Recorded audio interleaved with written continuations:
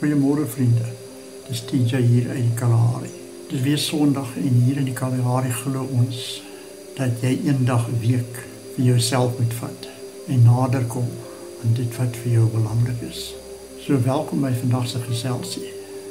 Ek dink ons onderskat soms hoe heilig die gewone dinge is.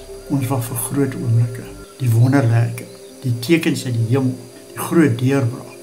Die meeste van die tyd lê die ware wonder net hier voor ons, reg voor ons oë. Dis in die manier hoe die oggendson op 'n koppie koffie val. Dis die glimlag van iemand wat 'n deur vir jou oopmaak. Dis in die lag wat uitbreek om die etenstafel. Ons dink maklik, God werk net in groot dinge, waar die berge bewe en die see sal oopgaan. Maar dalk werk hy net so sterk en stil ritme van 'n eerlike dag. Want geloof gaan nie oor iets wat daar ver is om te glo nie. Dis om jou heilige raak te sien, wat hier voor jou lê. Wanneer jy jou gesin versorg, iemand vergewe wat dit nie verdien nie, of opdaag op 'n moeilike dag en nog steeds jou bes gee, dan is dit tog ook aanbidding. Dis geloof in aksie. Jy hoef nie in 'n groot kerk te staan om naby die hemel te voel.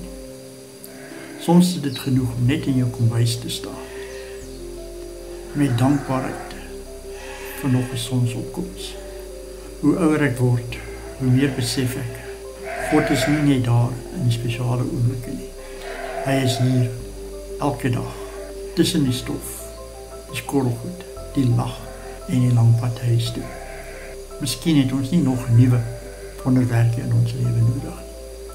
Maar miskien moet ons net na nuwe oë kyk na die genade wat ons kan sien in die gewone dinge. Want as jy eers begin kyk, dan sien jy dit oral.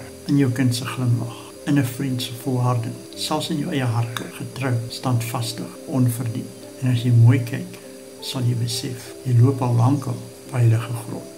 En onthou, soos die Bybel sê in Handelinge 17 vers 28, want in hom lewe ons, beweeg ons en is ons. Dankie dat jy saam geluister het. Mag jy vanaand wanneer jy oë toemaak, iets van die Here se teenwoordigheid voel. Nie in die groot dinge nie, maar in die klein dinge, wat jy altyd miskyk. Tot volgende keer, bly geseën.